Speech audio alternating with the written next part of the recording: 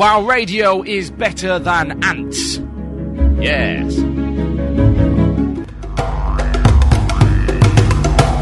Yes, indeed, folks. The sounds of iced earth with the desert rain. And my recommended snack of the week would be Morrison's chocolate-dipped fruit split ice lollies.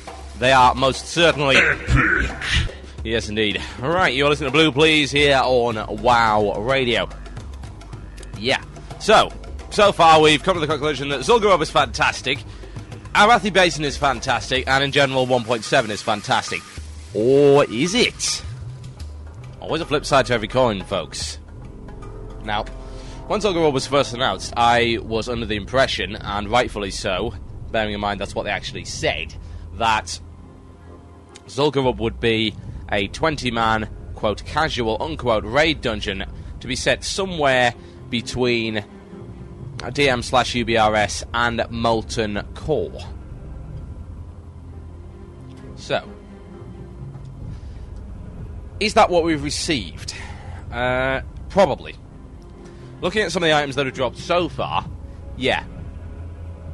Some of them are really quite nice. So far we've had rogue boots, which are slightly better than the Shadowcraft. That's quite nice.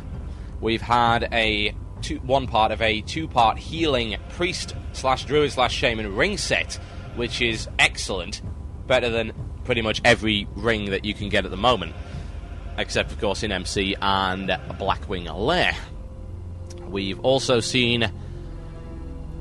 What else have we seen? That's a very good question. Yes, a nice healing cloak.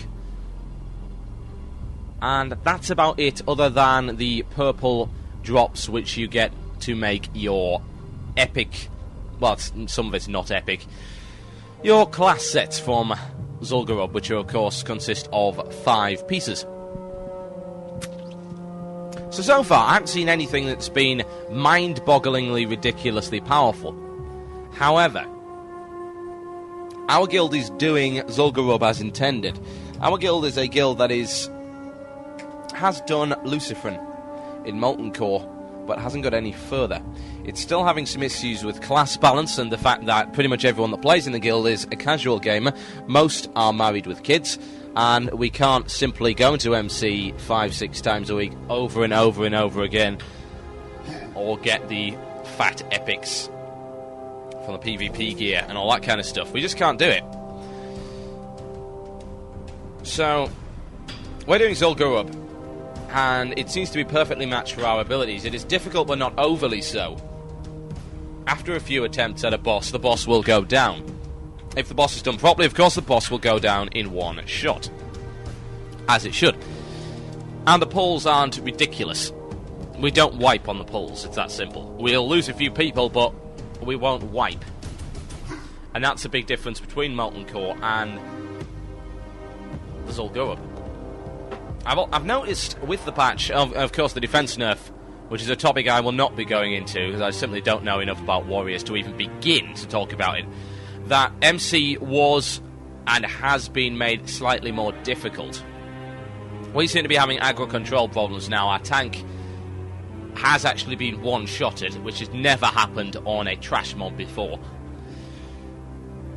And certainly it will be interesting to see how people adapt to that, or if they adapt to it at all. You could just throw your toys out of the pram and leave the game like any other whinging moron.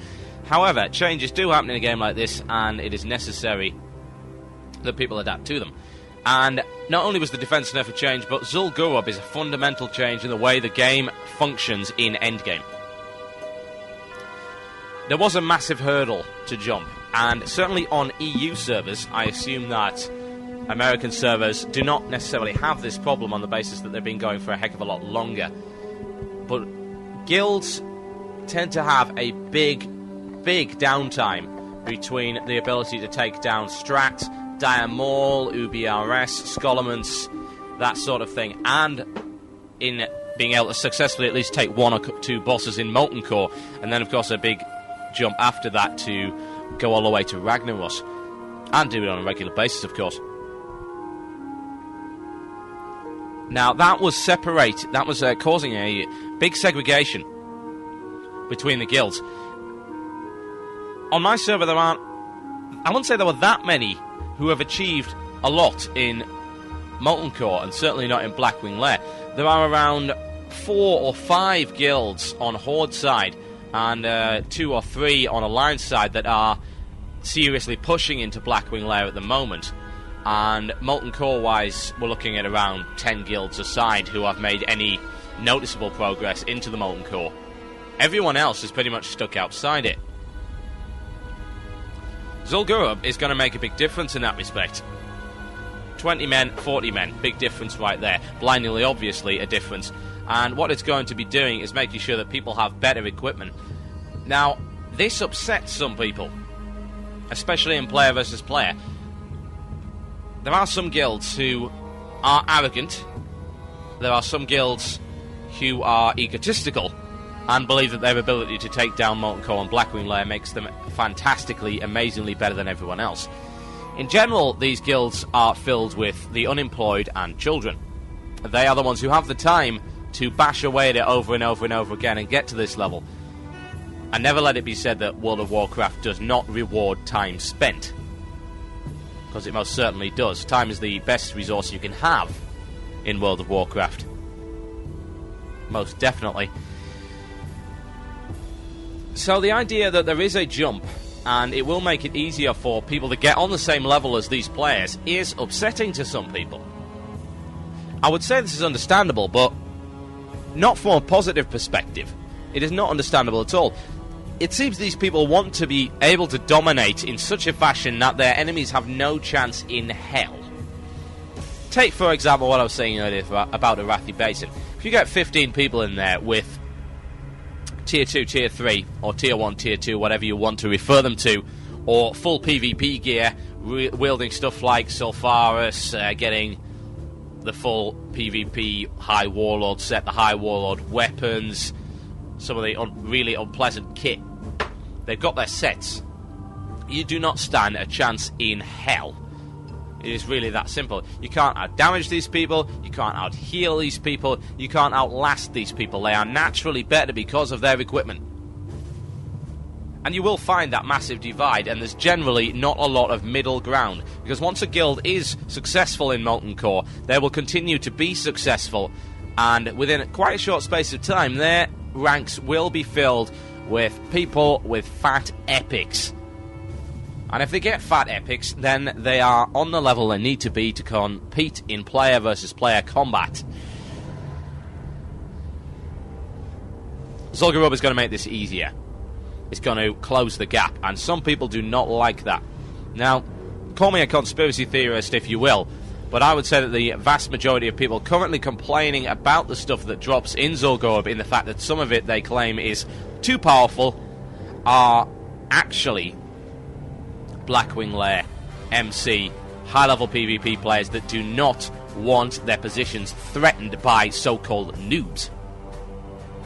And again, this is not based on skill. You have to bear in mind that equipment is pretty much everything. And to put that into the hands of people who may in fact even be better players, who may be more inventive, more creative, quicker thinking, more intelligent, more strategically minded, that is a threat. That is most definitely a threat to these people. I view the whole addition of Zul'Gurub and the fact that it does have a lot of very nice items in it, and some of them, including, say, the Destroyer of Worlds sword that drops off her car, being comparable to MC and Blackwing Lair gear. I view that as a good thing.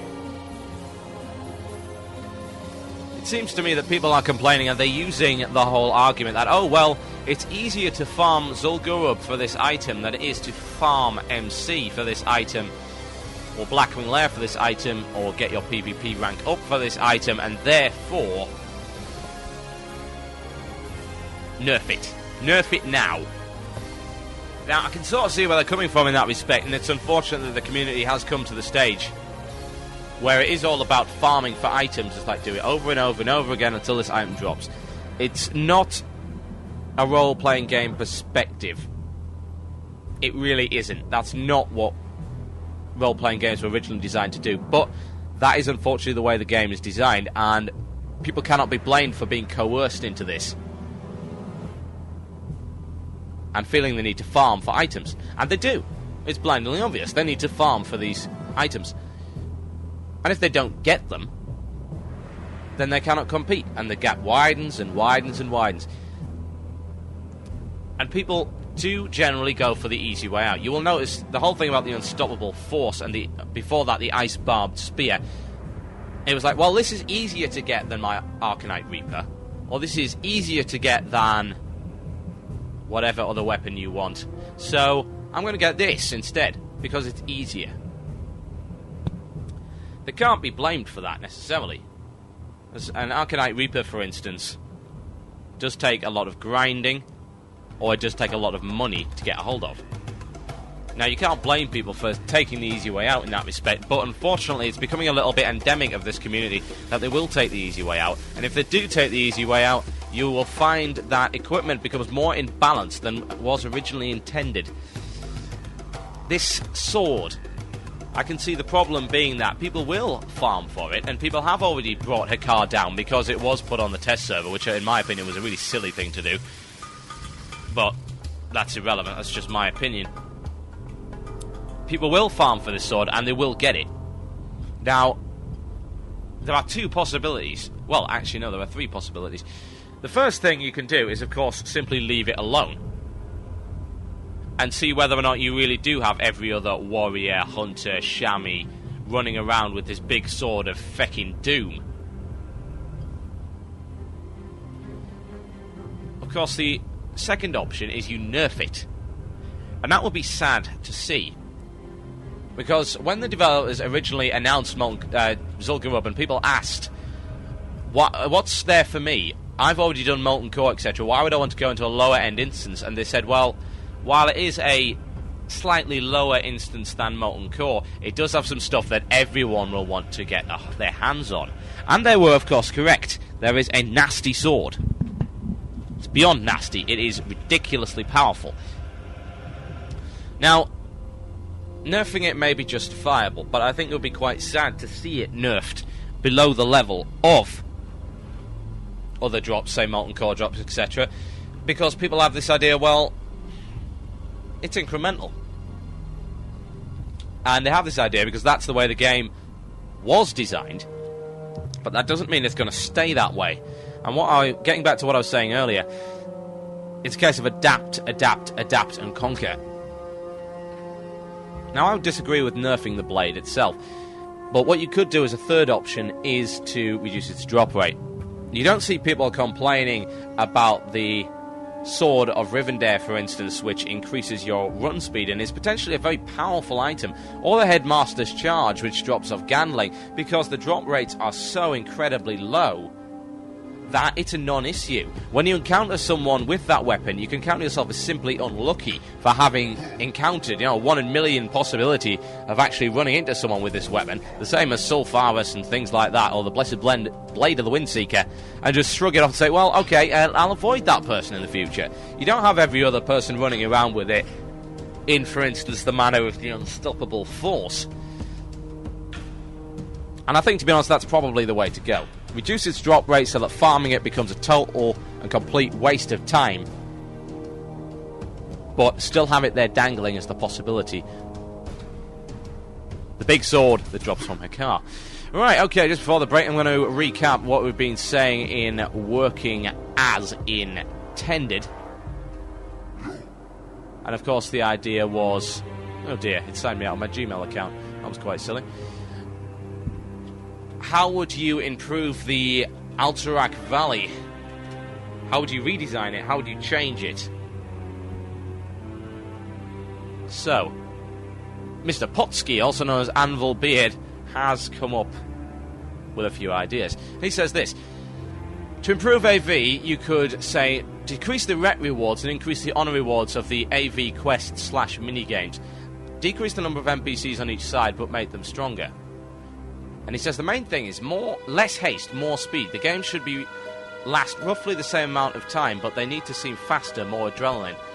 Possibly reduce respawn times. There shouldn't be any long pauses with no action. The game should go backwards and forwards. More of the battle should be centered on the field of strife, as in the bit in the middle.